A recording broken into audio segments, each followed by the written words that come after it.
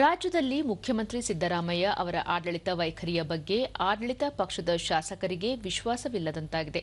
ಇದರಿಂದ ಜನರು ಕೂಡ ವಿಶ್ವಾಸ ಕಳೆದುಕೊಂಡಿದ್ದಾರೆ ಎಂದು ಬಿಜೆಪಿ ರಾಜ್ಯಾಧ್ಯಕ್ಷ ಬಿವೈ ವಿಜಯೇಂದ್ರ ಶಿವಮೊಗ್ಗದಲ್ಲಿಂದು ಹೇಳಿದ್ದಾರೆ.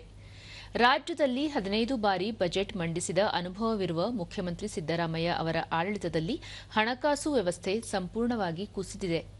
ಅಭಿವೃದ್ಧಿ ಮಾತು ದೂರಾಗಿದೆ. ಜೊತೆಗೆ ಮುಖ್ಯಮಂತ್ರಿ ಬದಲಾವಣೆಯ ಮಾತುಗಳು ಕೇಳಿಬಂದಿವೆ ಎಂದು ಹೇಳಿದರು.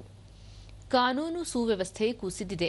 ಮಂಗಳೂರು, ಶಿವಮೊಗ್ಗ ಸೇರಿದಂತೆ ಹಲವು ಕಡೆ ಅಹಿತಕರ ಘಟನೆಗಳು ನಡೆಯುತ್ತಿದ್ದರೂ ರಾಜ್ಯ ಸರ್ಕಾರ ಗಂಭೀರವಾಗಿ ಪರಿಗಣಿಸಿಲ್ಲ. ರಾಜ್ಯ ಸರ್ಕಾರದ ನಿರ್ಲಕ್ಷ್ಯ ಧೋರಣೆಯನ್ನು ಖಂಡಿಸುವುದಾಗಿ ಅವರು ಹೇಳಿದ್ದಾರೆ.